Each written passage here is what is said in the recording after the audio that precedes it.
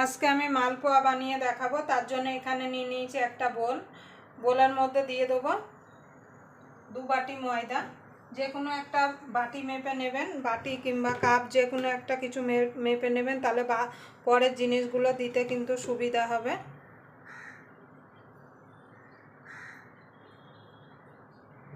দু বাটি ময়দা নিয়ে নেব।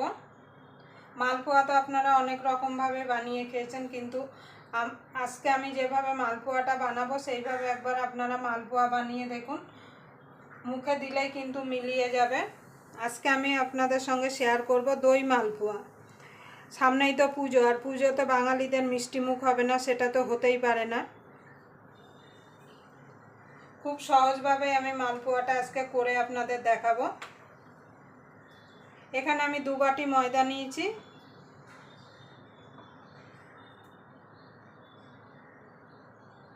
দিয়ে দেবো হাফ বাটি সুজি।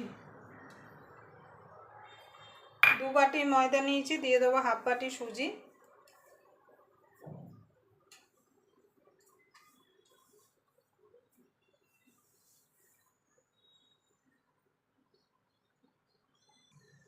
দিয়ে দেবো 3-4 চামচ চিনি, কেন চিনির রস করতে হবে, সেই বুঝে এখানে চিনিটা দিতে হবে।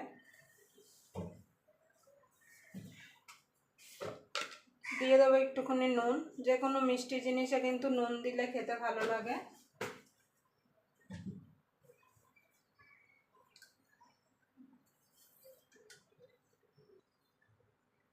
দিয়ে দেবো 1 বাটি টক দই। 2 বাটি ময়দার জন্য কিন্তু লাগবে হাফ বাটি সুজি, 1 বাটি টক দই। এবার ভালো করে মিশিয়ে নেব।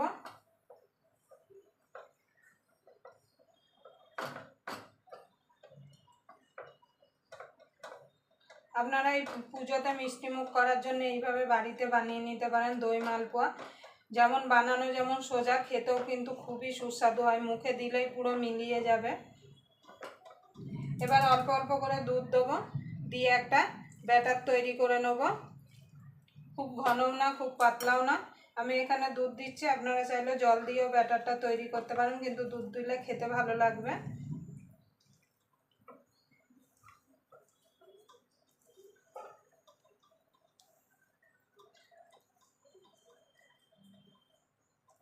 আপনাদের যদি ভিডিওটা দেখার পর যদি ভালো লেগে থাকে, তাহলে অবশ্যই একটা লাইক করে দেবেন। আর আমার চ্যানেলের নতুন বন্ধু হয়ে থাকলে অবশ্যই চ্যানেলটা সাবস্ক্রাইব করে আমার পাশেই থাকবেন। আর পাশের বেল আইকনটা অবশ্যই বাজিয়ে দেবেন, আমি যখন কোনো নিত্য নতুন রেসিপি আপলোড করব সবার আগে পাওয়ার জন্য। দেখুন বন্ধুরা, ব্যাটারটা আমি রেডি করে নিয়েছি। ব্যাটারটা এরকম করেছি কেন, আধ ঘন্টা ব্যাটারটাকে আমি রেখে দেবো। সুজিটা যে দেওয়া হয়েছে, সুজিটা ফুলে আর একটু ঘন হয়ে যাবে। যদি পরে দুধ লাগে তাহলে পরে একটু দুধ দেওয়া হবে এখানে। এটা আমি ঢাকা দিয়ে আধ ঘন্টার জন্য রেখে দেবো। ততক্ষণে একটা আমি চিনির শিরা বানিয়ে নেবো। দেখুন বন্ধু, চিনির শিরাটা বানানোর জন্য এখানে আমি একটা বাটি নিয়ে নিয়েছি। বাটির মধ্যে দিয়ে দেবো 1.5 বাটি চিনি।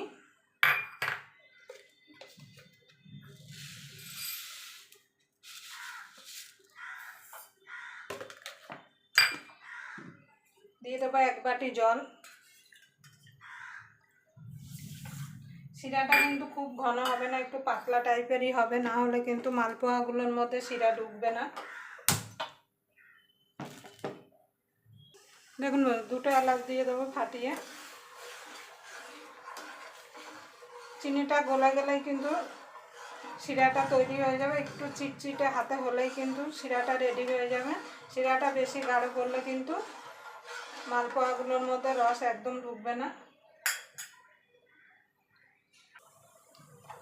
দেখুন বন্ধুরা, শিরাটা দেখুন। এবার আমি নামিয়ে দেবো। একটুখানি পাতিলেবুর রস দিয়ে দেবো, যাতে শিরাটা পাতলা থাকে। ঠান্ডা হয়ে গেলেও শিরাটা ঘন হবে না। এটা সাইডে রেখে দিয়ে এবার মালপোয়াগুলো ভাজার জন্য কড়াই বসিয়ে দেবো। দেখুন বন্ধু, আধ ঘন্টার বেশি হয়ে গেছে। দেখুন ব্যাটারটা ফুলে দেখুন কত সুন্দর ফুলে গেছে। যত বেশি রাখতে পারবেন তত কিন্তু মালপোয়াগুলো ভালো হবে। এবার দিয়ে দেবো মৌরি। মৌরিটা একটুখানি হাতে ডলে দেবো, তাহলে কি হবে, মৌরির যে সুন্দর গন্ধটা সেটা ঢুকে যাবে মালপোয়ার মধ্যে।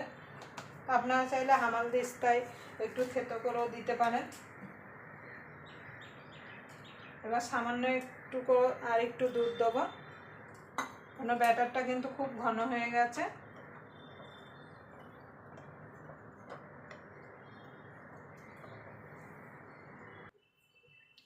দেখুন বন্ধুরা, ব্যাটারটা এইরকম তৈরি হবে, খুব পাতলাও না আবার খুব গাঢ়ও হবে না। এবার আমি মালপোয়াগুলো ভাজার জন্য একটা কড়াই বসিয়ে দেবো।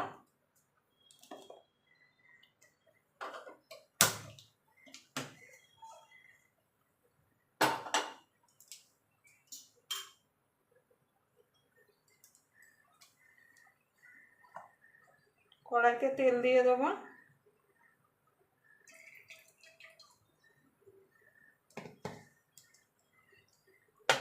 এবার তেলটাকে গরম হতে দেবো।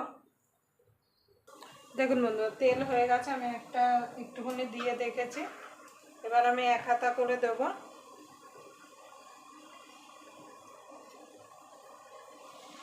আপনারা যদি খুব বেশি বড় করতে চান তাহলে একটু বেশি করে দিয়ে দেবেন।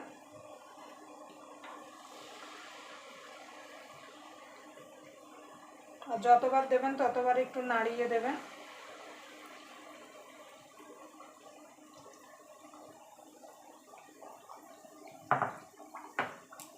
গ্যাসটা কিন্তু লো টু মিডিয়ামে রাখতে হবে, জোরে দিলে কিন্তু হবে না। দেখুন বন্ধুরা, মালপোয়াগুলো কত সুন্দর ফুলেছে। এইভাবে আপনারা অবশ্যই পুজোয় বানিয়ে নেবেন।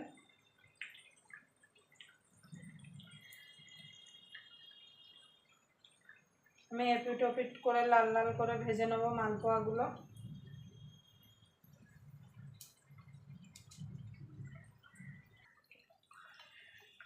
দেখুন বন্ধুরা, লাল লাল করে ভেজে নিয়েছি। এবার আমি এগুলো তুলে নেব।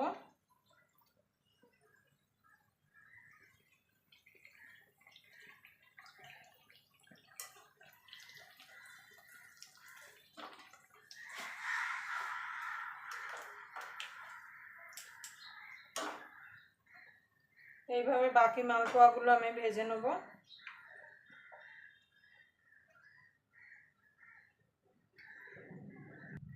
দেখুন বন্ধুরা, আমি তুলে নিয়েছি। এবার শিরার মধ্যে দিয়ে দেবো এগুলো, দিয়ে এপিট ওপিট করে তুলে নেব। গরম গরম মালপোয়াই কিন্তু শিরার মধ্যে দিতে হবে, তাহলে কিন্তু মালপোয়ার মধ্যে রসগুলো ঢুকে যাবে।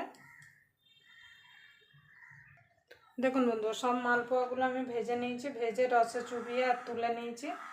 আর দেখুন, একটা মালপোয়া আপনাদের আমি ভেঙে দেখাচ্ছি। দেখুন কত সুন্দর হয়েছে, উপর থেকে মচমচ আর ভেতরে দেখুন কত সুন্দর রস ঢুকেছে। উপরে পুরো মচমচ করছে কিন্তু ভেতরে সুন্দর রস ঢুকেছে। দেখুন ভেতরটা দেখুন কত সুন্দর হয়েছে। দেখুন যেমন ভেতরে রস ঢুকেছে উপরটাও সেরকম মচমচ করছে।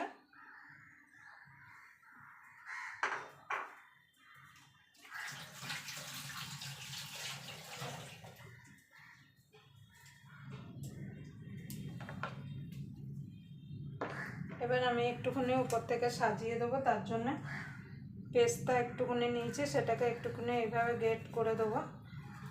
আপনারা চাইলে আমল বাদামও দিতে পারেন,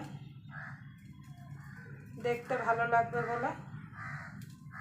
আবার আপনাদের সঙ্গে কোনো নতুন রেসিপি নিয়ে দেখা হবে। ততক্ষণ পর্যন্ত আপনারা ভালো থাকবেন, সুস্থ থাকবেন।